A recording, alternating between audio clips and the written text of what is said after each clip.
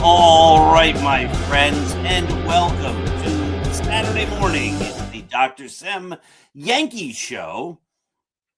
We tried going live on Monday with the Start Spreading the News podcast, and that didn't work. We had all sorts of technical issues, so I'm trying again with some new and updated technology and hoping, as I pre-record the Dr. Sem Yankees Show, that we have no issues. Of course, if you're watching this, that means we have no issues because I was able to record the show without any drop of signal.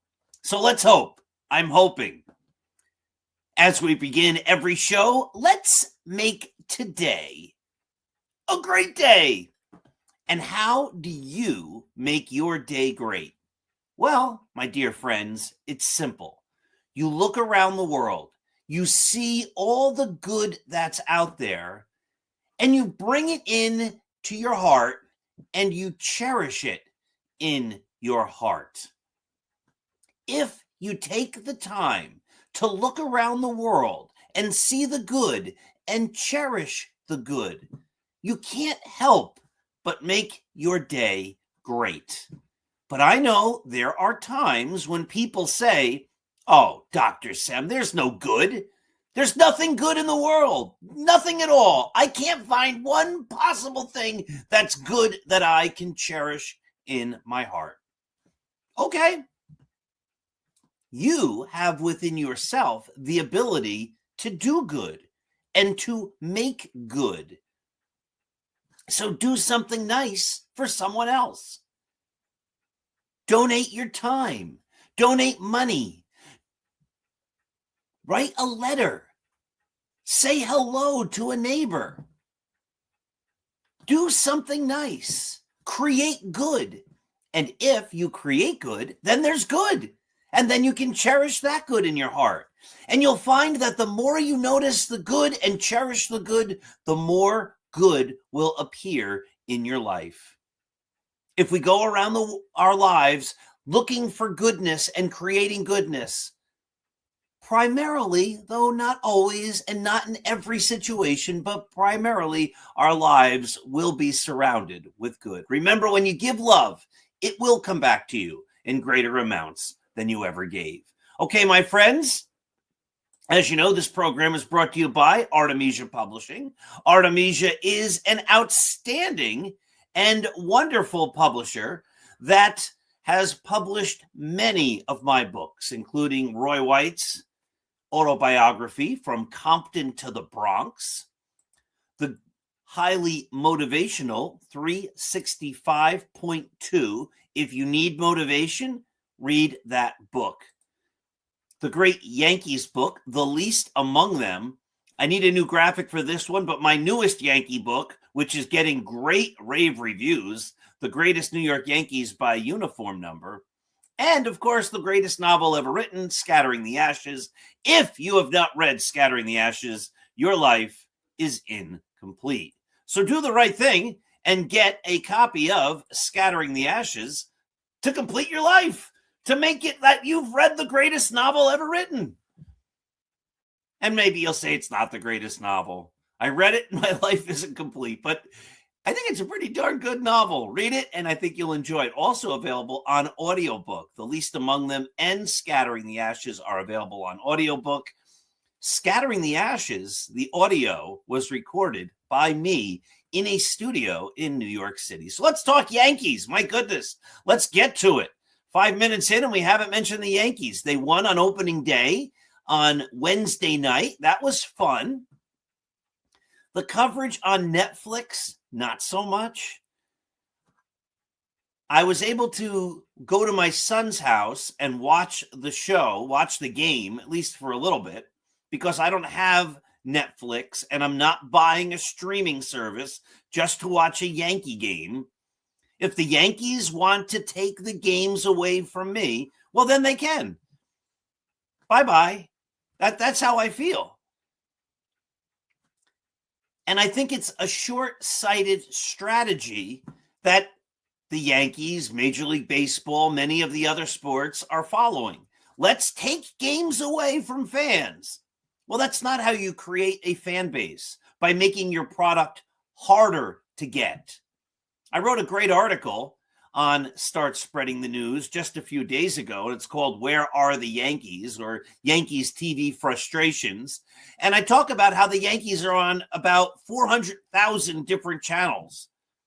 The common fan isn't going to watch the Yankees. And then what's going to happen is the Yankees are going to eventually say, we don't understand why people aren't following us, because you put the game on so many different outlets that no one knows where to even watch the game. And secondly, many of the games, including most Wednesday nights, are on a streaming service. Well, I'm not paying for a streaming service. So, you know what that means? That means I'm going to miss those games. And there's going to be lots of fans like me that miss those games. When you take the game away, the fans don't have an opportunity to see it. It's just penny wise, pound foolish, short-term success versus long-term sustainability. And they're going to hurt the long-term sustainability. But the Yankees won. I didn't think Netflix coverage was very good. We had the sound down because I was talking with my son, but the pregame stuff with some guy yelling all the time, you can just see, and all that. They're trying to hype it up. All that hype is unnecessary.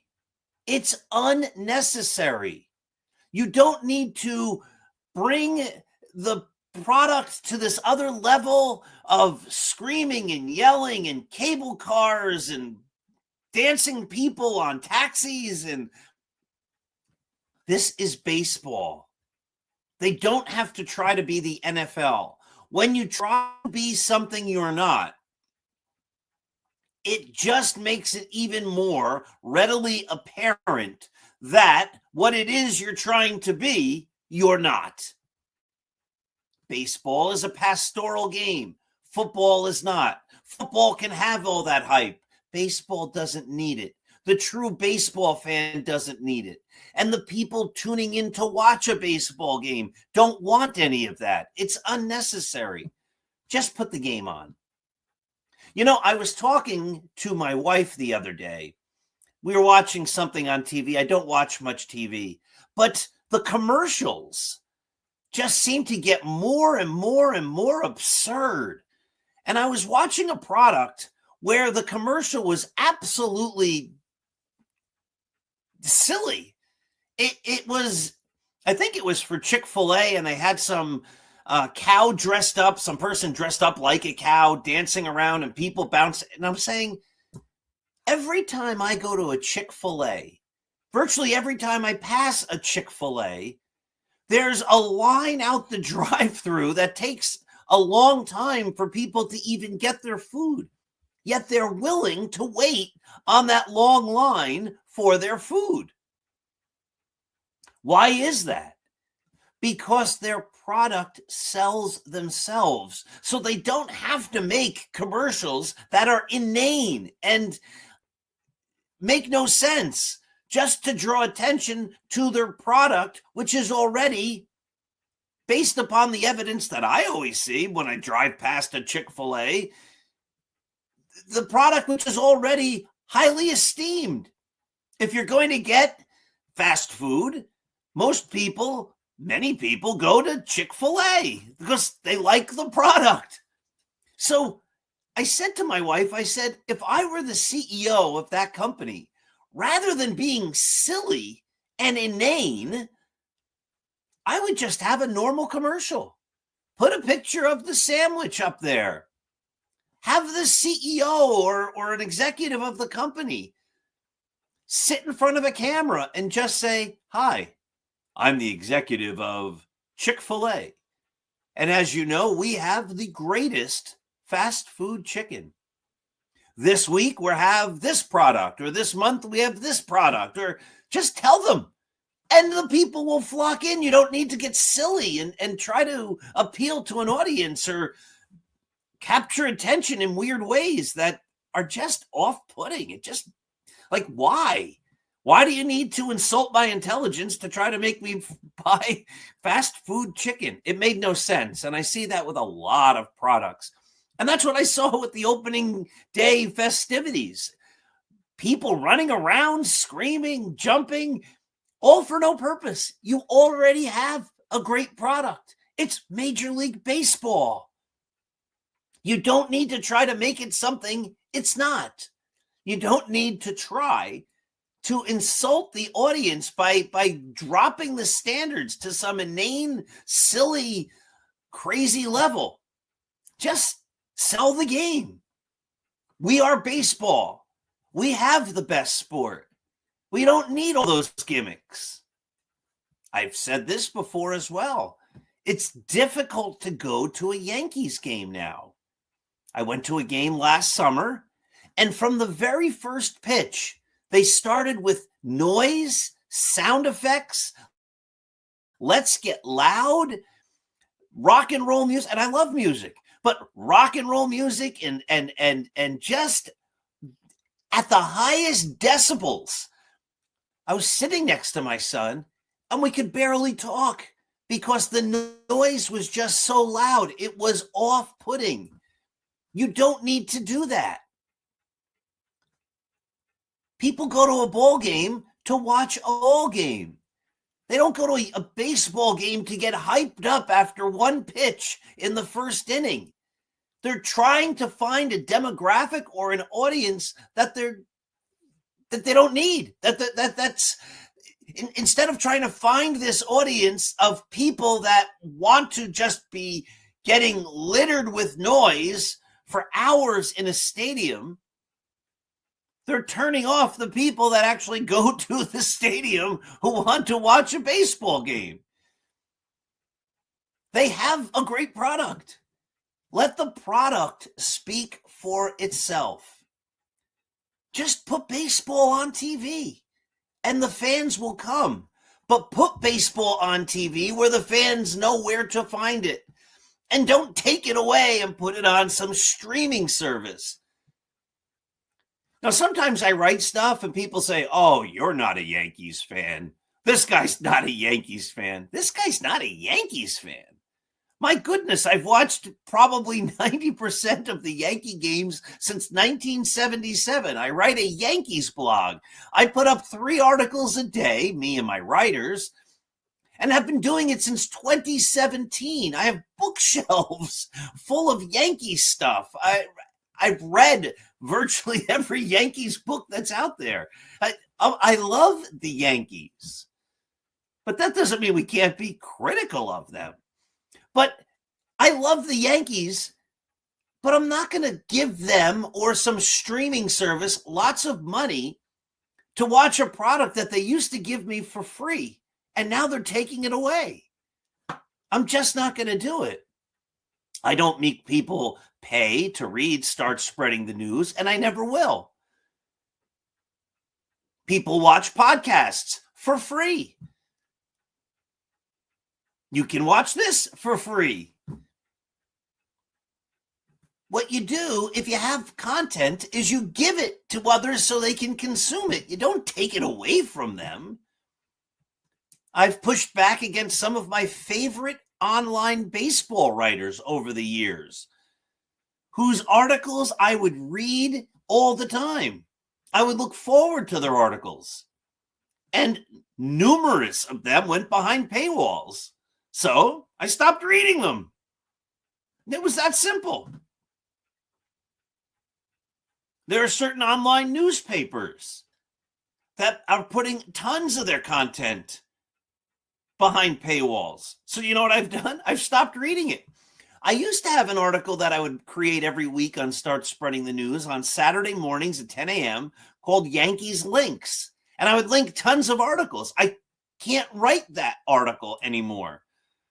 I can't put that post up because it's hard to find enough free content.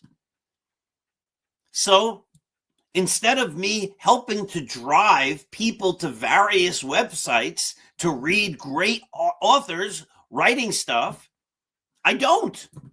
And lots of people don't read them anymore. I just don't understand this idea, like in order to create a bigger audience, I'll reject the audience I have. I'll turn off the people who already like my product. I'll chase them away for a few extra dollars. I just don't get it. But hey, that's me. All right. So the Yankees did win. I'm looking at the clock here. We're 17 minutes in. The signal has not dropped yet. I might have figured this out. So what I might do is record the Start Spreading the News show in advance for Monday night. We'll see.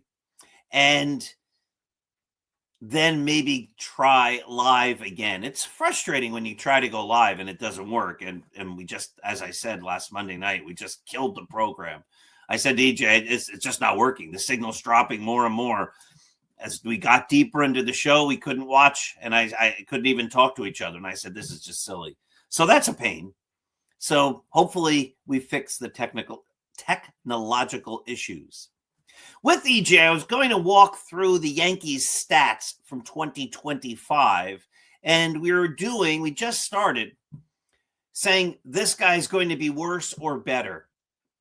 And I wrote an article on Start Spreading the News and it ran on Thursday, where I do believe there's a lot of good that could happen. Now, those who listen to me and have watched this for years know that I am of the mind that I want the Yankees to go big always. They're the Yankees. That's what brings fans to the Yankees. This idea that they are always going for it, always trying to be the best. They haven't done that for a long time.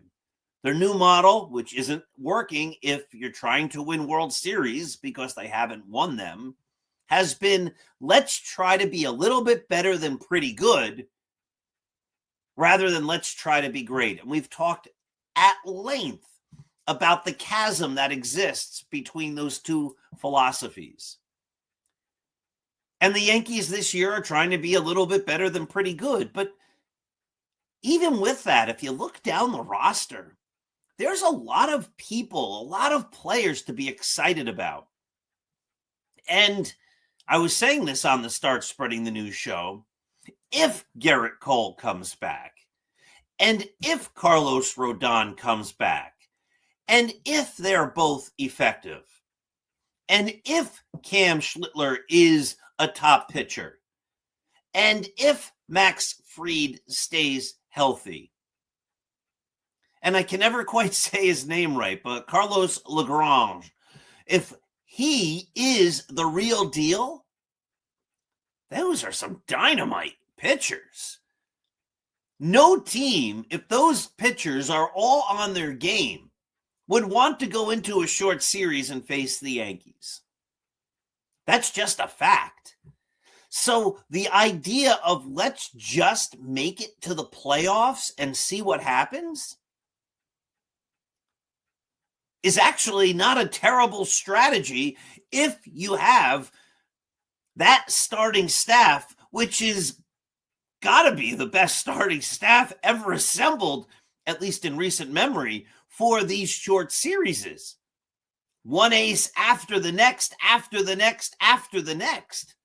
That should put the Yankees in a great chance to give the Yankees great opportunity to keep winning these short series because you have just phenomenal starting pitching. And I believe that David Bednar is going to be a top closer. I know he's had his struggles, but he just seems like he's going to fit in New York. He's got that bulldog mentality. He's going to go out there and, you know, a lot of sports is just having the confidence in your own abilities and just going out there and doing it. And I think Bednar is going to be one of these guys that just enjoys taking the ball and pitching on the mound at Yankee Stadium and pitching for the Yankees. And I think the Yankees and their fans and everyone is going to be very confident with him as the closer. And I've always felt like, I know the Yankees, a lot of people say their bullpen's in question, but the Yankees, even in the Aaron Boone era, have always figured out their bullpen. So going around the rest of the lineup, Austin Wells should hit. The excuses that he hasn't hit yet are that he's been injured. Okay, well, let's have a season where he's not injured. He's supposedly not injured. So if he can hit, this would be the year he's going to hit. Ben Rice seems to have shown last year that he's a legitimate major league hitter. Jazz Chisholm had a 30-30 season last year. I think Caballero at shortstop is going to show that Anthony Volpe's not going to have a job when he comes back. Ryan McMahon is a solid defender at third, something the Yankees haven't had. And if all the other players around him hit, the Yankees don't necessarily even need Ryan McMahon to hit. Cody Bellinger's a star. Aaron Judge is one of the great players of his generation, if not all time. Trent Grisham, you could make the argument, I don't really buy it, but you could make the argument that Trent Grisham figured it out last year and he's going to have another 25 to 30 home run season. And his defense suffered last year, but the word is that he was injured. So if he's 100% healthy, he should bring even better defense. And if he figured out how to hit, a power bat. Giancarlo Stanton, if he can stay healthy, is of course a presence in the lineup. The problem is that he never stays healthy. And then he goes through these periods of weeks on end where he strikes out all the time. And then waiting in the wings, you have Jason Dominguez and Spencer Jones. And while there's questions about their games, their upside is undeniable.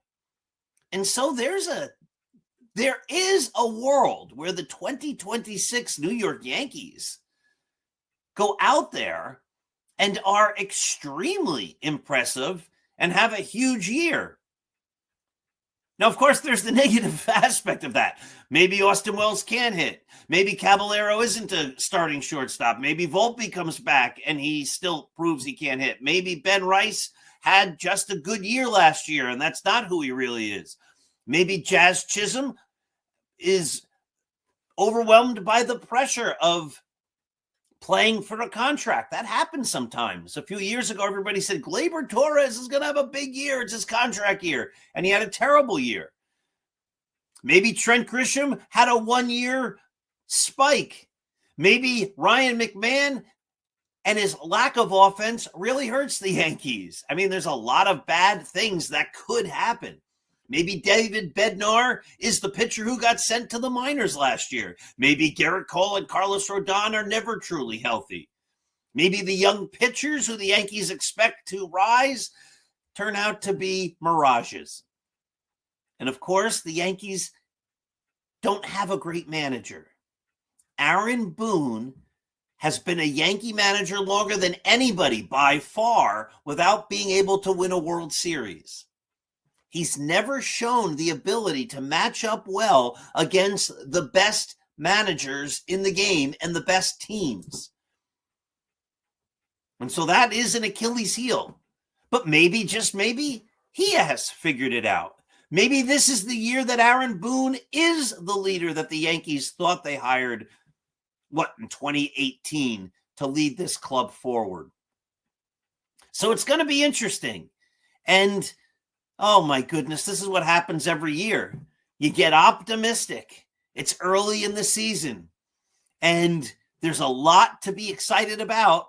And hopefully all of those good things come true for the 2026 New York Yankees. All right, I'm going to wrap it up here. It looks like I made it. No drop signal, 26 minutes in. I want to thank everybody for watching. Check out Start Spreading the News. We put up 3 articles every single day. It is the greatest Yankees site. Let's go Yankees. Have a great day, and I'll see you again very soon.